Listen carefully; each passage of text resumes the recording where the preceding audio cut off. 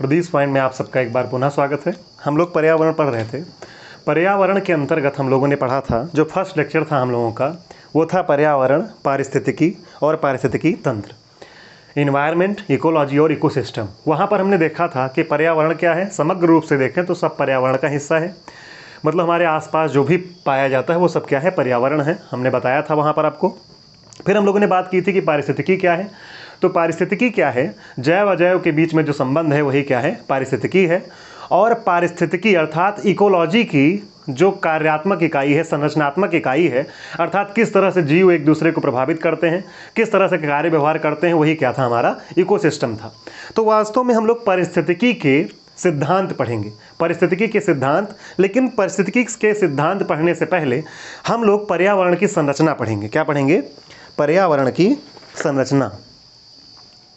पर्यावरण की संरचना, ब्लैक मार्कर देखो, पर्यावरण की संरचना, पर्यावरण की संरचना। आप देखें यहाँ पर पर्यावरण की संरचना। अब पर्यावरण की संरचना यहाँ पर मुख्यतः हम लोग बात कर रहे हैं पृथ्वी पर। तो पर्यावरण की संरचना में अगर हम लोग देखेंगे तो क्या क्या होगा?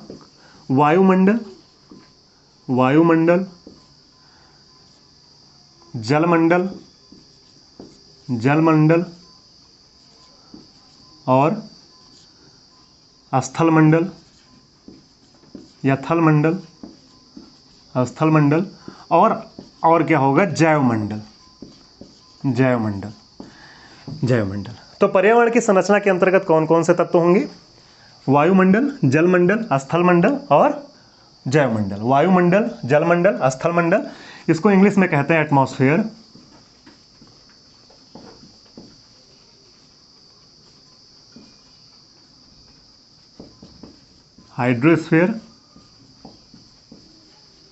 हाइड्रोस्फीयर, लिथोस्फीयर, क्या बोलते हैं इसको? लिथोस्फीयर, और इसको क्या बोलते हैं? बायोस्फीयर। क्या कहते हैं? बायोस्फीयर। ठीक है, एटमॉस्फेयर, हाइड्रोस्फीयर, लिथोस्फीयर और बायोस्फीयर। अब यहाँ पर पर्यावरण की संरचना मुख्यतः इन चार जो चीज़ें हैं इनसे होती है: वायुमंडल, जलमंडल, स्थलमंडल, जैवमंडल। ये हम इसलिए पढ़ रहे हैं ताकि जब हम पारिस्थितिकी के सिद्धांत पढ़ें, पारिस्थितिकी के सिद्धांत के अंतर्गत हम लोग पढ़ेंगे। जैसे मान लीजिए इसका प्रथम सिद्धांत है कि ऊर्जा एक रेखा में काम करती है, एक रेखा में काम करती है। तो इसका मतलब क्या हुआ? उसको हम सिद्ध करेंगे जब वहाँ पर, तो इन सब चीज़ों की ज़रूरत लगेगी। ठीक है, और भी बहुत सारी बातें हैं, जब हम पढ़ेंगे पारिस्थितिकी सिद्धांत तब हम वहाँ पर उसको देखेंगे। तो वायुमंडल इसमें सबसे पहला है, वायुमंडल और जलमंडल। वायुमंडल क्या है? आप जानते हैं कि पृथ्वी के चारों तरफ, अभी हम इसको डिटेल में बात करेंगे तो इस पर थोड़ा सा बात कर लेते हैं। पृथ्वी के चारों तरफ जो वायु पाया जाता है उसी को क्या कहते हैं? वायुमंडल। जो भी एयर इसके चारों तरफ पाया जाता है उसको क्या कहते हैं? वायुमंडल। जलमंडल क्या है? पृथ्वी के पर जो भी जितने भी जल पाए जाते हैं, चाहे वो समुद्र हों, चाहे वो नदियां हों, चाहे वो झील हों, चाहे वो जिस रूप में पाए जा रहे हैं, वो सब किसके अंतर्गत आएंगे? जलमंडल के अंतर्गत। स्थलमंडल क्या हो जाएगा? जो भी, इसको स्थलमंडल को कहते हैं कि upper solid part of the crust is called lithosphere. इसका मतलब क्या हुआ कि अगर हम पृथ्वी को 3 भागों में बांटते हैं, पृथ्वी को कितने भागों में बांटते हैं? 3 भागों में। जो इसका बाहरी पार्ट है इसके बोलते हैं हम क्रस्ट, जो बीच में है इसको बोलते हैं मेंटल, और जो ये क्या है? कोर। ये सब डिटेल में बात करेंगे, लेकिन यहाँ के वो समझते हैं। तो इसी जो क्रस्ट है यहाँ पर, इसी का ऊपरी भाग जो ठोस भाग है उसी को क्या कहते हैं? स्थलमंडल। Upper solid part of the crust is called lithosphere. ठीक है, अब जैवमंडल क्या है? जैवमंडल समझते हैं। जैसे आप देखें,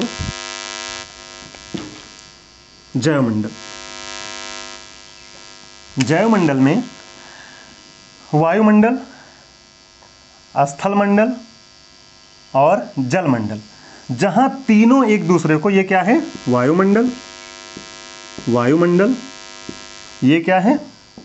मान लीजिए कि जलमंडल है, और ये मान लीजिए कि क्या है? ये क्या है? स्थलमंडल। क्या है? स्थलमंडल। तो जहां पर ये तीनों एक दूसरे को इंटरसेक्ट करें, अर्थात प्रतिच्छेदित करें, इतना भाग जो ये मिल रही हैं, यहाँ पर तीनों क्या कर रही हैं? इतने भाग का निर्माण कर रही हैं। तो इसी को हम लोग क्या बोलते हैं? बायोस्फीयर, या फिर क्या बोलते हैं? बायोस्फीयर या फिर क्या बोलते हैं, बायोस्फीयर या फिर जैवमंडल। अर्थात वायु जैवमंडल का मतलब ही यही हुआ कि जहाँ जीवन संभव है उसी को क्या कहेंगे, जैवमंडल। जहाँ पर जीवन संभव है वहीं उसी को क्या कहेंगे, जैवमंडल। तो जीवन कहाँ संभव होगा, जहाँ पर एयर होगी, जहाँ पर जल होगा, जहाँ पर स्थल होगा। ये तीनों मिलकर तब क्या होगा। अब प्रश्न हो सकता है आपका कि जो समुद्र में जो जीव जंतु पाए जाते हैं तो क्या वो जैवमंडल नहीं है? तो है, स्थल वहाँ भी है, समुद्र के नीचे क्या है, स्थल भाग है। अगर वो ना होता तो क्या होता, तो समुद्र उस पर एग्जिस्ट ना कर पाता। तो तीनों जहाँ पर मिल रही हूँ उसी को क्या कहते हैं, जैवमंडल। अब आइए हमारा आज का जो मुख्य टॉपिक है, हमारा जो मुख्य टॉपिक है वो क्या है, वायुमंडल। क्या है, वायुमंडल। आइए इसको हम थोड़ा सा बना लेते हैं, फिर उसके बाद में फिर बात करेंगे। वायुमंडल है क्या, सबसे पहले ये समझते हैं कि ये मान लीजिए हमारी क्या है, पृथ्वी है। क्या है ये, पृथ्वी है। और इसके चारों तरफ हवाएं पाई जाती हैं। क्या पाया जाता है इनके चारों तरफ, हवा पाई जाती है इनके चारों तरफ। और इसका सबूत क्या है, इसका सबूत ये है कि जब आप गाड़ी के पीछे बैठते हैं और अपने दोनों हाथ ऐसे खोल दें, अपने दोनों हाथ ऐसे खोल दें, तो आप देखेंगे कि आपके हाथ क्या होंगे, पीछे जाएंगे। तो इसका मतलब कोई ना कोई फोर्स लगा रहा है आपको। तो उस तरह से हम कह सकते हैं कि कुछ ना कुछ तो है, वो क्या है, एयर है। या फिर हम लोग बचपन में एक पतली सी छपकी लेते थे और उसको ऐसे से चलाते थे, तब सूं सूं की आवाज़ आती थी, साए साए की। तो वो सिद्ध करता था कि बीच में से कोई चीज़ काट रही है ये छपकी। तो वो इस तरह से हम कह सकते हैं कि यहाँ पर क्या है, हवा क्या है, हवा रंगहीन, स्वादहीन, गंधहीन और ना दिखाई देने वाली चीज़ है। ठीक है, तो ये हम महसूस करते हैं इसको कैसे, दो एग्जाम्पल मैंने आपको दिए दैनिक जीवन के। और जो पृथ्वी है यहाँ पर वायुमंडल पाए जाने का कारण क्या है, सबसे पहले इसको समझिए। क्यों, क्योंकि और जो ग्रह हैं जैसे मान लीजिए शुक्र है और बुध है, इन सब पर जो वायुमंडल है ये नगण्य है। नगण्य मतलब ना के बराबर है। तो क्यों पृथ्वी पर पाया जाता है, पृथ्वी पर वायुमंडल इसलिए पाया जाता है, दिख रहा है बोर्ड में ये, इसलिए पाया जाता है क्योंकि मान लीजिए सूर्य है, क्या है ये, सूर्य है। और सौरमंडल में पृथ्वी कौन सा ग्रह है, तीसरा। सौरमंडल में सूर्य से दूरी के हिसाब से पृथ्वी कौन सा ग्रह है, तीसरा। तो अगर ये बहुत ज़्यादा नज़दीक होती पृथ्वी तो टेम्परेचर बहुत ज़्यादा होता। हम बात करेंगे जब ज्योग्राफी डिटेल में पढ़ेंगे। तो टेम्परेचर बहुत ज़्यादा होता। जब टेम्परेचर ज़्यादा होगा तो हवाएं एग्जिस्ट नहीं करेंगी, हल्की होकर क्या होंगी, ऊपर उठने लगेंगी। क्या होगा, हल्की होकर ऊपर उठने लगेंगी। सब काम की बातें हैं, ये ध्यान रखिएगा। अब देखिए, तो ये क्या है, ना बहुत दूर है और ना बहुत नज़दीक है। ना बहुत दूर और ना बहुत नज़दीक होने के कारण यहाँ पर एटमॉस्फेयर एग्जिस्ट करता है। अर्थात दूसरी बात क्या है कि जिसका भी क्या होगा, मास होगा, जिसका द्रव्यमान होगा, वो क्या करेंगे, उनमें ग्रेविटेशनल फोर्स भी काम करेगा। जहाँ मास होगा वहाँ ग्रेविटेशनल फोर्स भी काम करेगा। तो जो ये हवाएं यहाँ पर रुकी हुई हैं, ये हवाएं यहाँ से उड़ क्यों नहीं जा रही हैं, हवाएं उड़ क्यों नहीं जा रही हैं, तो उसका कारण क्या है। पहली चीज़ हमने क्या कहा कि यहाँ पर एटमॉस्फेयर क्यों है, तो समझ में आया। दूसरी चीज़, यहाँ की हवाएं उड़ क्यों नहीं जा रही हैं, तो यहाँ की हवाएं इसलिए नहीं उड़ रही हैं क्योंकि पृथ्वी की ग्रेविटी काम कर रही है इस पर। क्या काम कर रहा है, पृथ्वी की ग्रेविटी। अर्थात इस पर कौन सा फोर्स काम कर रहा है, ग्रेविटेशनल फोर्स काम कर रहा है। गुरुत्वाकर्षण शक्ति के कारण ये हवाओं को अपनी तरफ खींच कर रखती हैं। और देखा जाए तो हर पिंड क्या है, दूसरे पिंड में गुरुत्वाकर्षण का बल का काम करता है। मतलब जैसे ये मान लीजिए क्या है, ये है हमारा मरकरी और ये क्या है, वीनस। कभी पढ़ेंगे डिटेल में तो बात करेंगे, ये क्या है, वीनस। तो अब इनके बीच में भी बल काम कर रहा है। कौन सा बल काम कर रहा है, ग्रेविटेशनल फोर्स, गुरुत्वाकर्षण बल। बात समझ में आई, इनके बीच में भी काम कर रहा है कौन सा बल, गुरुत्वाकर्षण बल। इसीलिए ये सब एक दूसरे से बंधे हुए हैं। नहीं तो क्या होता, सूर्य के चारों तरफ घूमते घूमते और कहीं दूर निकल जाते। जब गुरुत्वाकर्षण बल ये तोड़ देते हैं, तो जब गुरुत्वाकर्षण बल तोड़ देते हैं तो क्या होता है, ये सौरमंडल को ही पार कर जाएंगे। ठीक है। अच्छा, ग्रेविटी और ग्रेविटेशनल फोर्स में क्या अंतर है, गुरुत्व और गुरुत्वाकर्षण में क्या अंतर है। तो गुरुत्व क्या है, जब पृथ्वी या कोई भी दो पिंड होंगे, जब उनके बीच में बल लगेगा तो वो क्या होगा, ग्रेविटेशनल फोर्स। ग्रेविटेशनल फोर्स या गुरुत्वाकर्षण शक्ति क्या है, दो पिंड कोई भी, जैसे मान लीजिए हम हैं और कोई व्यक्ति बगल में खड़ा है, तो उसके और हमारे बीच में कौन सी शक्ति काम कर रही है, गुरुत्वाकर्षण बल। आप किसी कमरे में खड़े हैं और वहाँ पर चेयर है और बेड है और क्या है, मान लीजिए क्या है, टेबल है। तो आपके बीच में, उन टेबल के बीच में, टेबल और चेयर के बीच में कौन सी शक्ति काम कर रही है, कौन सी शक्ति काम कर रही है? ग्रेविटेशनल फोर्स या गुरुत्वाकर्षण शक्ति। लेकिन पृथ्वी के जब सापेक्ष देखेंगे तो जैसे हम कोई चीज़ ऊपर फेंकते हैं और हम कहते हैं कि ये क्यों नीचे आकर गिर गई, तो वो किस कारण? गुरुत्व बल के कारण। किसके कारण? ग्रेविटी के कारण वो आकर वहाँ पर गिरती है। नियर अबाउट 11.2 किलोमीटर पर सेकेंड की रफ्तार से अगर हम कोई चीज़ बाहर फेंकेंगे तो क्या होगा? वो गुरुत्वाकर्षण बल को तोड़ देगी। अर्थात 1 सेकेंड में कितना फेंक दें आप? 11.2 किलोमीटर। 11.2 किलोमीटर, लगभग आप 11 किलोमीटर 1 सेकेंड में कोई चीज़ ऊपर फेंकें और वो चली जाए नीचे, तब वो नीचे नहीं आएगी। लेकिन ऐसा हो नहीं पाता है। जब रॉकेट कभी भी यहाँ से लॉन्च होता है तो क्या होता है? तो वो 11 किलोमीटर प्रति सेकंड की बात नहीं, वहाँ पर न्यूटन का थर्ड लॉ काम करता है। कौन सा? क्रिया प्रतिक्रिया का नियम। और नीचे क्या होता है? धुआं निकलता रहता है और ऊपर ये जाते रहते हैं। आप ये रॉकेट जाने दीजिए, कौन सा रॉकेट? जो आप दिवाली में छोड़ते हैं रॉकेट, उसमें क्या होता है? जब आप आग लगाते हैं, जो इतना पतला सा पूंछ टाइप निकला रहता है, तो क्या होता है? जब पूंछ में आग लगती है और नीचे की तरफ जब वो आग को फेंकती है, धुआं को फेंकती है, तो क्या होता है? रॉकेट साए से करके ऊपर जाती है। खैर, तो समझ में आया यहाँ पर पर्यावरण क्यों है, पर्यावरण यहाँ पर क्यों है और किसके कारण से है, और क्यों यहाँ से पर्यावरण यहाँ पर एटमॉस्फेयर क्यों है और ये क्यों यहाँ से हट नहीं जा रहा है, ये समझ में आया होगा आपको। अब समझिए कि है क्या ये।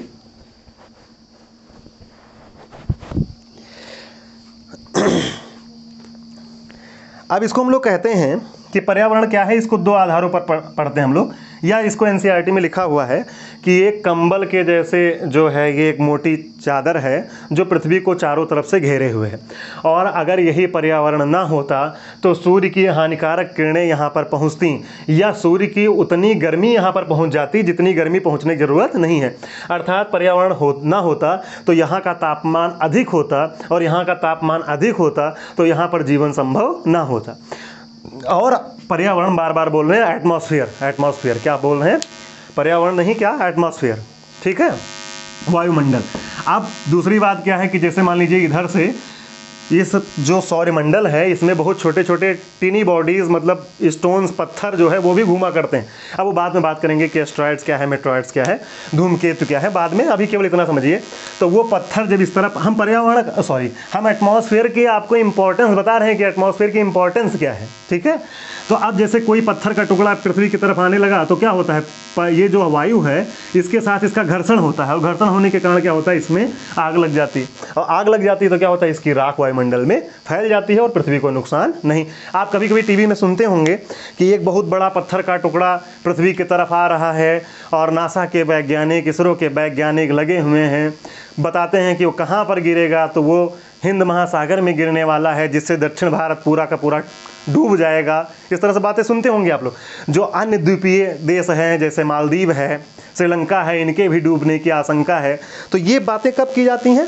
जब ये अनुमान है। अब कभी ऐसा होता तो नहीं है ना, होता इसलिए नहीं है क्योंकि वो पूरा वो नीचे नहीं आ पाता। ये अगर पूरा नीचे आ जाए बिना जले तो क्या हो जाएगा?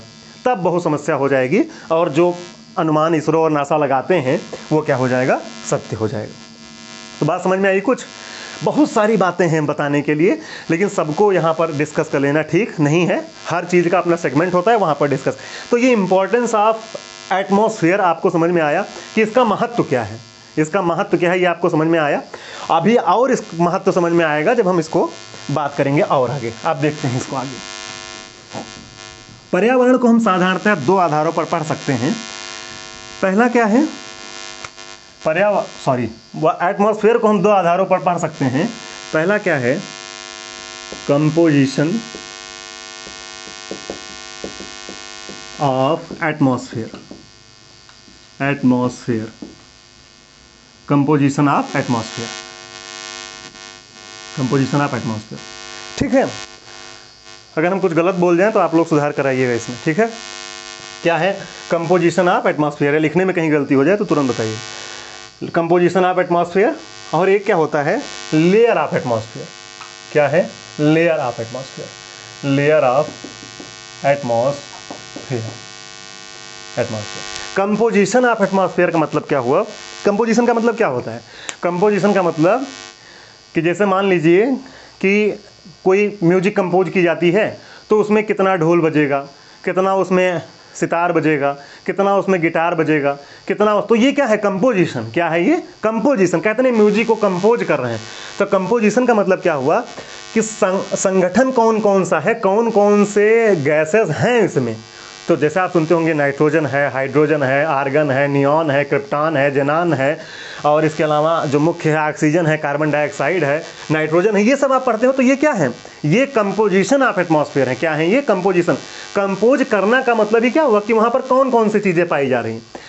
समझ में आया? कंपोज करना का मतलब ही क्या हुआ कि वहाँ पर कौन कौन सी चीज़ें पाई जा रही हैं। दूसरा क्या है? Layer of atmosphere. लेयर का मतलब क्या हुआ कि पहली लेयर, दूसरी लेयर, तीसरी लेयर, चौथी लेयर, इस तरह से लेयर होगा। जैसे आप जब क्या खाते हैं, अरे आम का क्या बनता है वो अमावट, अमावट आम का खाएं। तो अमावट्स में पहली लेयर होती है, फिर उसके बाद में दूसरी लेयर होती है, फिर तीसरी लेयर होती है। तो इस तरह से मतलब ये लेयर हो गया, लेयर ऑफ द एटमॉस्फेयर। बात समझे? लेयर ऑफ द एटमॉस्फेयर ये। तो इसको हम दो आधारों पर पढ़ेंगे। इसको हम दो आधारों पढ़ेंगे। पहला क्या है? Composition of atmosphere. दूसरा क्या है? Layer of atmosphere. Composition of atmosphere और दूसरा क्या है? Layer of. अब कंपोजिशन ऑफ एटमॉस्फेयर का मतलब क्या हुआ कि जब हम पृथ्वी की बात करेंगे, मान लीजिए हमारा क्या है, ये अर्थ है, और यहाँ पर कौन कौन से गैसेज हैं, तो ये क्या है? कंपोजिशन। मतलब कौन कौन सी गैसेज यहाँ पर चारों तरफ से पृथ्वी को घेरे हुए हैं, तो ये क्या है? Composition of atmosphere. अब हम एक एक गैसेस को लिख रहे हैं यहाँ पर और बात करेंगे इस पर हम डिटेल में कि इनका काम क्या है और किस तरह से ये काम करती। तो फर्स्ट होगा इसमें, आप जानते हैं, सुनिए, सबसे ज़्यादा कौन सी गैस है? नाइट्रोजन है। एटमॉस्फेयर में, एटमॉस्फेयर में सबसे ज़्यादा कौन सी गैस है? ये मान लीजिए अर्थ है और ये चारों तरफ से इसको घेर रखा है किसने? हवा ने। तो एटमॉस्फेयर में सबसे ज़्यादा कौन सी गैसेस है? नाइट्रोजन है। फिर उसके बाद में कौन सी है? कौन सी है? नाइट्रोजन के बाद कौन सी है? ऑक्सीजन है। फिर कौन सी है? आर्गन है। फिर कौन सी है? कार्बन डाइऑक्साइड है। तो ये चार आपको याद रखना है। तो पहले इसको लिखते हैं, फिर हमें भी देख कर इसको लिख देंगे कि कितना परसेंट है। तो नाइट्रोजन है पहली, दिख रहा है? नाइट्रोजन दिख रहा है ना? नाइट्रोजन पहली गैस, इसमें क्या है? नाइट्रोजन। मतलब सर्वाधिक मात्रा में जो यहाँ पर गैस पाई जा रही है, कौन सी गैस है? नाइट्रोजन। नाइट्रोजन, फिर ऑक्सीजन, ऑक्सीजन, ऑक्सीजन, इसको हम N से दिखाते हैं नाइट्रोजन को, इसको O2 से, है कि नहीं? Nitrogen, oxygen. क्यों? क्योंकि ये सिंगल कभी नहीं रहता। ये हमेशा क्या रहेगा? जब ओजोन पढ़ेंगे हम तो वहाँ पर हम देखेंगे कि एक जैसे ही ऑक्सीजन होगा अकेला, तो वो क्या होगा? दूसरे के साथ क्रिया करके O3 बना देगा, O2 के साथ क्रिया करके। ठीक है, ऑक्सीजन हो गया। तीसरा क्या है? आर्गन। तीसरा क्या है? आर्गन। चौथा क्या है? Carbon dioxide. क्या है? Carbon dioxide, carbon dioxide. ठीक है, ये याद रखना है आपको चार, ये चारों आपको याद रखना है, नाइट्रोजन, ऑक्सीजन, आर्गन और कार्बन डाइऑक्साइड। अब इसको याद कैसे करेंगे? इसको याद हम लोग कर सकते हैं। ठीक है, अब इसको याद कैसे करें? मान लीजिए कि नाइट्रोजन तो सबको याद ही है, नाइट्रोजन क्या है? सबको याद ही है। अब उसके बाद में अगर ऑक्सीजन नहीं है तो अस्पताल में क्या करेंगे? आग लगा देंगे, और आग लगा देंगे तो क्या होगा? कार्बन डाइऑक्साइड वहाँ पर निकलेगी। फिर से समझिए, नाइट्रोजन तो सबको याद है, नाई मतलब नहीं, नाई मतलब नहीं। अगर कहा जाए कि नहीं ऑक्सीजन, जैसे ही डॉक्टर ने कहा कि नहीं ऑक्सीजन, तो वो आप क्या करेंगे? तुरंत तोड़ फोड़ शुरू कर देंगे, आग लगाने, आग लगा देंगे। आग लगा देंगे तो क्या होगा? कार्बन डाइऑक्साइड, धुआं धुआं चारों तरफ फैल जाएगा।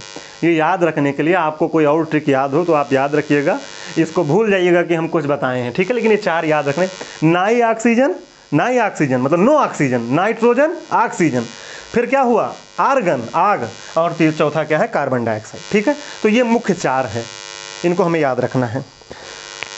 आर्गन को हम AR से डिनोट करते हैं, किससे? AR से। इसको भी N2 से लिखते हैं। ठीक है, फिर उसके बाद में अब क्या है? कार्बन डाइऑक्साइड के बाद नियान, दिख रहा है ना? दिख रहा हो तो इधर लिख दें, नियान। फिर उसके बाद में हीलियम, नियान के बाद है हीलियम, हीलियम। फिर उसके बाद है क्रिप्टॉन। क्या है? Krypton, krypton. ठीक है। अब इधर देख लेते हैं, क्रिप्टॉन के बाद है जेनान, जिनान 8वां नंबर, ठीक है। फिर उसके बाद में हाइड्रोजन, हाइड्रोजन, हाइड्रोजन, और एक गैस और बड़ी महत्वपूर्ण है, कौन सी? ओजोन, O3, ठीक है। तो लिखना चाहे तो लिख भी लें। और कौन सी है 10वां? Ozone, ozone. ये O2 और O मिलकर क्या बनता है? ओजोन बनता है, O3 बनता है, ठीक है। तो आप लिखना चाहे लिखें और चाहे ना लिखें। तो ठीक है, फिर से देख लेते हैं। Nitrogen, oxygen, argon, carbon dioxide, neon, helium, krypton, xenon, hydrogen और ओजोन। अब यहाँ पर स्क्रीन पर देखिए आप, सब आपको परसेंटेज इसका दिख रहा होगा कि कितना कितना ये पाया जाता है। जो सबसे ज़्यादा है 70, नियर अबाउट 78% क्या है? कौन सा है? नाइट्रोजन है। उसके बाद में कौन सी गैस पाई जाती है? नियर अबाउट 22%, नियर अबाउट 20%, 21% क्या है? ऑक्सीजन है। और फिर आर्गन है, फिर कार्बन डाइऑक्साइड है। इस पर बात करेंगे हम लोग, ठीक है। ये आप देख सकते हैं यहाँ पर सब लिखा हुआ है, ठीक है। तो ये बातें आपको समझ में आई। अब थोड़ा सा बात कर लेते हैं कि इन गैसों का काम क्या है, ठीक। तो सबका नहीं, बस 2-4 की बात कर लेते हैं कि इनका काम क्या है। तो नाइट्रोजन बड़ी इंपॉर्टेंट गैस है, और इसको जो आप चिप्स खाते हैं, जो आप कुरकुरे खाते हैं, जो आप अन्य नमकीन खाते हैं और कहते हैं कि ये बेवकूफ़ बनाया है कंपनी वाला, हवा बेच दिया है, कहते हैं ना कि बेवकूफ़ बनाया है, हवा बेच दिया है। उसमें 4 ठो चिप्स है और बाकी क्या है? 4 ठो चिप्स है, बाकी सब हवा भर के दे दिया। हम लोग बचपन में कहते नहीं थे? लेकिन हवा होने का कारण है उसमें, और वो हवा कोई और नहीं, नाइट्रोजन ही है। नाइट्रोजन को चिप्स के पैकेट में, कुरकुरे के पैकेट में भरा जाता है, ताकि नाइट्रोजन क्यों भरा जाता है? ये जो नाइट्रोजन गैस है, ये जो ताप और दाब इसका पर ये जल्दी परिवर्तित नहीं होता। दूसरा क्या है? ये कम क्रिया करती है दूसरे एलिमेंट्स के साथ। कम क्रिया करने के कारण क्या हो जाता है? ये नाइट्रोजन को उसमें भरा जाता है, ठीक है। तो पहली चीज़ क्या है कि इसका उपयोग कहाँ कहाँ पर किया जाता है? चिप्स के पैकेट में, नमकीन में, या आदि जगहों पर जिसमें आपको हवा भरा दिखाई देता है। दूसरा क्या है कि नाइट्रोजन का और उपयोग क्या है? नाइट्रोजन मुख्य रूप से हम लोग कैसे प्राप्त करते हैं? तो नाइट्रोजन जो हम श्वसन क्रिया करते हैं, उसमें हम लोग नाइट्रोजन लेते तो हैं, लेकिन सीधे जितना % ले जाते हैं उतना % ही निकाल देते हैं बाहर, ठीक है। उसको बोलते हैं इनहेल, एक्सहेल, ठीक है। बात करेंगे जब उस पर बात होगी। इनहेल का मतलब वायु को अंदर ले जाना, एक्सहेल का मतलब वायु को बाहर छोड़ देना, ठीक है। अब तो वहाँ पर जब 78% नाइट्रोजन था, और वो 78 जितना भी % अंदर ले गए उतना % जब बाहर निकाल दिए, तो क्या होगा? तो इसका मतलब नाइट्रोजन हम प्राप्त नहीं कर पाए। तो नाइट्रोजन मिलेगा कहाँ से? नाइट्रोजन हम प्राप्त करते हैं प्लांट्स से, जीव जंतु से। जो भी मांसाहारी हैं वो जीव जंतु से और प्लांट्स से, ठीक है, नाइट्रोजन मिलता है। अब फिर प्रश्न उठता है कि नाइट्रोजन प्लांट्स कहाँ से पाते हैं? तो प्लांट्स भी नाइट्रोजन का सीधा उपभोग नहीं करते। मतलब ये नहीं कि नाइट्रोजन गया वो आराम से उसको ले लिया उन्होंने, ऐसा नहीं है। नाइट्रोजन जो है ये कुछ क्रियाओं के द्वारा, या जब हम नाइट्रोजन चक्र पढ़ेंगे तो वहाँ ज़्यादा डिटेल में बात करेंगे, और यही पर्यावरण में ही बात होगी। लेकिन थोड़ा सा यहाँ समझ लेते हैं कि 2 तरीके हो सकते हैं। या तो नाइट्रोजन किसी बिजली चमके जोर से, और तब वो क्या हो जाए? बदल जाए अमोनिया में, और अमोनिया में बदलने के बाद नाइट्रेट में बदल जाए, और वो क्या, अमोनिया में बदलने के बाद किस में बदल जाते हैं? नाइट्रेट में। और नाइट्रेट के रूप में किस में चले जाते हैं? कहाँ चले जाते हैं? जो पौधे होते हैं, लिग्यूमिनस जो पौधे होते हैं, वो उनको प्राप्त ले लेते हैं। दूसरा क्या है कि ये राइजोबियम या अन्य जो ऐसे छोटे छोटे जीवाणु होते हैं, बैक्टीरिया होते हैं, जो कहाँ पर, जो दलहनी फसलें होती हैं उनके कहाँ पर पाए? रूट्स में पाए। बहुत बार ये प्रश्न आया है, रूट्स में पाए जाते हैं। वो क्या करते हैं? पहले ये अमोनिया में बदलता है, अमोनियम बदलते हैं, अमोनिया में फिर नाइट्रेट, नाइट्रेट के बाद में सीधे वो क्या करते हैं? इनको प्राप्त कर लेते हैं। बात समझ आई कि नहीं? कोई प्रॉब्लम है इसमें? तो बात समझ लीजिए, मतलब कि आप पौधे कैसे, बस सीधी सीधी बात। नाइट्रोजन चक्र में हम बाकी पढ़ेंगे। यहाँ पर आपको इतना याद रखना है कि नाइट्रोजन का उपभोग हम लोग सीधे सीधे नहीं करते, पौधे भी नाइट्रोजन का उपभोग सीधे सीधे नहीं करते, ठीक है। पौधे कैसे करते हैं समझ में आया, और हम लोग भी सीधे इसका उपभोग नहीं करते। तो ये हो गया। दूसरी चीज़ क्या है कि नाइट्रोजन को जब गर्मी अधिक होती है तो कहा जाता है कि नाइट्रोजन जो है ये भरा जाना चाहिए टायर्स में, और उसका कारण ये है कि बाकी हवाएं क्या होती हैं, जो बाकी हवाएं हैं वो ताप, दाब, आर्द्रता से बहुत प्रभावित होती हैं। तो वो गैसेस जो हैं, बाकी जो गैसेस हैं वो ताप, दाब, आर्द्रता से प्रभावित होती हैं। तो उससे क्या होता है कि पहिए जो हैं, जो गाड़ी की रिम होती है, उसको क्या कर देती हैं? क्षति पहुंचा देती हैं। और टायर्स को भी खराब कर, जाहिर सी बात है रिम खराब होगी, टायर्स भी खराब होगी। और ये अन्य गैसों के आर्द्रता ग्रहण के कारण और कारणों से क्या होता है कि वो टायर्स को भी नुकसान पहुंचा देती। तो इसीलिए आप देखते होंगे कि कहीं कहीं पर लिखा रहता है नाइट्रोजन गैस, और बाकी गैस अगर 10 रुपये देते हैं, नाइट्रोजन गैस भरवाने के लिए 40-50 रुपये आपको देना पड़ेगा। तो ये सलाह दी जाती है कि नाइट्रोजन गैस भरवाया जाए।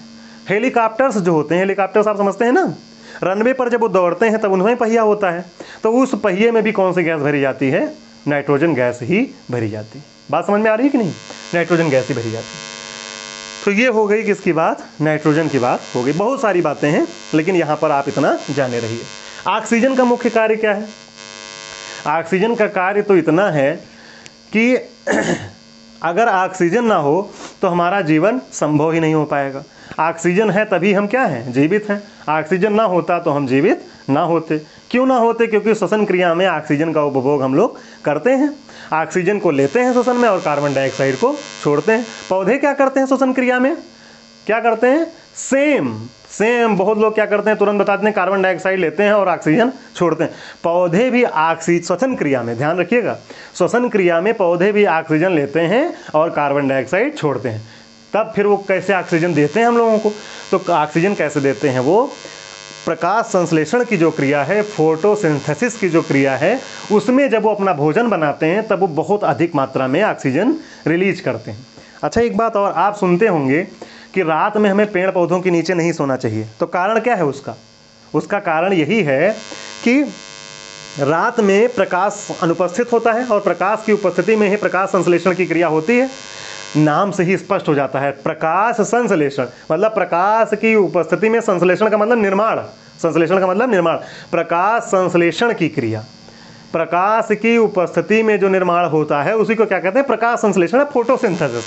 तो प्रकाश तो रहता नहीं है रात में मतलब सूर्य की किरणें तो रहती नहीं है, तो पौधे अपना भोजन भी नहीं बना पाते। और जब भोजन नहीं बना पाते तो श्वसन क्रिया तो करते हैं वो, लेकिन भोजन नहीं बनाते। तो होता क्या है कि वो कार्बन डाइऑक्साइड छोड़ते हैं और ऑक्सीजन लेते हैं। तो जब आप पेड़ के नीचे खड़े रहेंगे तो आप भी ऑक्सीजन छोड़ेंगे, ऑक्सीजन लेंगे और कार्बन डाइऑक्साइड छोड़ेंगे, पौधे भी ऑक्सीजन लेंगे, कार्बन डाइऑक्साइड छोड़ेंगे। तो क्या होगा?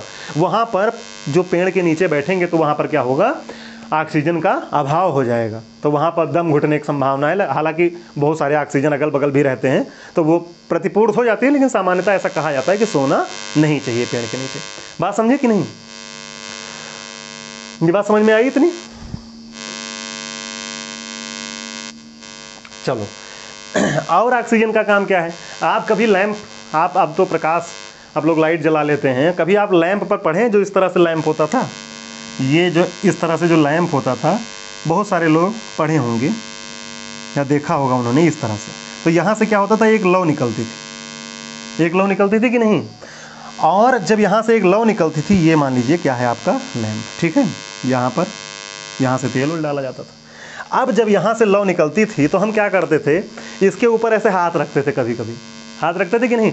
और जब इसके ऊपर हाथ रखते थे तो ये लौ क्या होती थी? ऐसे फड़फड़ा कर बुझ जाती थी। तो उसका कारण क्या है? उसका कारण है इसको ऑक्सीजन ना मिल पाना। अर्थात अगर किसी चीज़ को जलना है तो ऑक्सीजन क्या चाहिए? ऑक्सीजन हमें चाहिए ही चाहिए। बात समझ में आई कि नहीं? अगर कोई चीज़ जल रही है तो ऑक्सीजन उसको जलने के लिए चाहिए, अन्यथा वो जल नहीं पाएगी। बात समझ में आई तो नहीं? अब आते हैं, आर्गन सामान्य है, इस पर बात बहुत ना करने लायक नहीं है। आइए क्या देख लेते हैं। एक और इम्पॉर्टेंट है कार्बन डाइऑक्साइड। एक और क्या इंपॉर्टेंट है? Carbon dioxide. तो कार्बन डाइऑक्साइड का मुख्य कार्य क्या है? कार्बन डाइऑक्साइड का मुख्य कार्य है जो अभी हमने गिनाई चीज़ें। तो कार्बन डाइऑक्साइड को बहुत लोग कहते हैं यार क्या कार्बन डाइऑक्साइड फैला रहे हो, क्या मतलब कार्बन डाइऑक्साइड को जो लोग नहीं समझते वो बहुत बुरी गैस मानते हैं, लेकिन ऐसा नहीं है। उतनी ही महत्वपूर्ण कार्बन डाइऑक्साइड है जितना कि ऑक्सीजन। अब ये अलग बात है कि समय के सापेक्ष, मतलब समय के साथ साथ ऑक्सीजन अधिक इंपॉर्टेंट हो गया, कार्बन डाइऑक्साइड उतना इंपॉर्टेंट नहीं रह गया, या इसकी अधिकता के कारण इसकी इंपॉर्टेंस कम हो गई। अधिकता के कारण मतलब वायुमंडल में, एटमॉस्फेयर में ये अधिक हो गया, तो लोग किस पर बात करने लगे? ऑक्सीजन पर। समझे? तो ये भी उतनी ही इंपॉर्टेंट। अब आप बताओ कि प्रकाश संश्लेषण की जो क्रिया होती है, पौधे इसमें क्या लेते हैं?